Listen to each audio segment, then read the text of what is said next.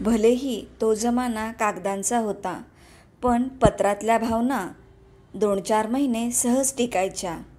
आजकाल आयुष्यभराच्या आठवणीसुद्धा एका सेकंदात बोटाने डिलीट होतात.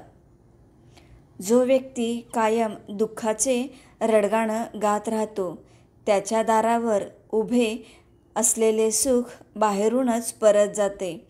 आणि जो व्यक्ती स्वामींवर श्रद्धा ठेवून स्वामींच्या इच्छेत इच्छा मिळवून राहतो, त्याला स्वामीकृपेने सुख प्राप्त होते. संस्कारापेक्षा कोणतीही मोठी श्रीमंती नाही आणि प्रामाणिकपणापेक्षा कोणताही मोठा दागिना नाही. ज्याच्याकडे या दोन्ही गोष्टी आहेत, तो खरा भाग्यवान. चालता चालता कधीतरी ठेच लागणारच. जगायचं म्हटलं तर दुःख हे असणारच. ठेच लागणार म्हणून चालणं का सोडायचं? दुःख आहे म्हणून जगणं का सोडायचं?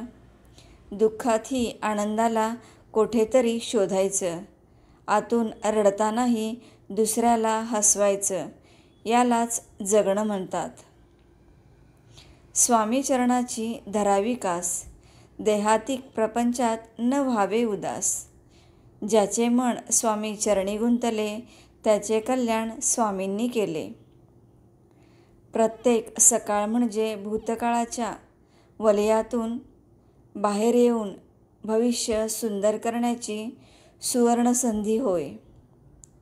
तुमच्याकडे 3 गोष्टी जो ओळखतो त्याच्यावरच विश्वास ठेवा.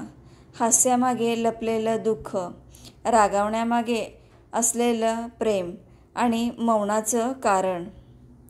चांगल्या गोष्टी त्यांना मिळतात जे वाट बघतात. अधिक चांगल्या गोष्टी त्यांना मिळतात जे प्रयत्न करतात. पण सर्वोत्तम गोष्ट त्यांना मिळतात जे आपल्या प्रयत्नांवर अतूट विश्वास ठेवतात. आयुष्य अवघड आहे, पण अशक्य नाही. आयुष्य पूर्ण शून्य झालं तरी हार मानू नका, कारण त्या शून्यासमोर किती आकडे लिहायचे ती ताकद तुमच्यात आहे. सर्वात मोठे न्यायालय म्हणजे आपले मन. काय बरोबर आणि काय चूक हे त्याच्या इतके योग्य कोणालाही कळत नाही. लोकांना तुम्ही हरलेले पाहायचे असते, पण आपण जिंकण्यासाठी बनलेलो आहोत हे स्वतःला सांगायचे असते. आयुष्याकडे इतक्या सुंदरतेनं बघितलं की आयुष्यही इतकंच मनमोहक दिसायला लागतं. जगण्याची धून सापडली की आयुष्याची रंगत वाढते. थोडंफार सहन करायला शिकलं पाहिजे, कारण आपल्यातही बऱ्याच अशा कमतरता असतात ज्यांना समोरची माणसं सहन करत असतात. सुख हे क्षणिक असतं. ते दवबिंदूसारखं घडीभर चमकतं आणि हाती येण्याआधी उडून जातं. म्हणून माणसाने केव्हाही समाधान शोधावे, जे छोट्या छोट्या गोष्टीतही आयुष्यभर चेहऱ्यावर आनंद कायम ठेवतं. हातातलं गेलं तरी नशिबातलं कोणीच घेऊ शकत नाही, कारण फुकटचं पुरत नाही आणि कष्टाचं संपत नाही. अडचणी आयुष्यात नव्हे तर मनात असतात. ज्या दिवशी मनावर विजय मिळवाल त्या दिवशी आपोआपच मार्ग निघेल.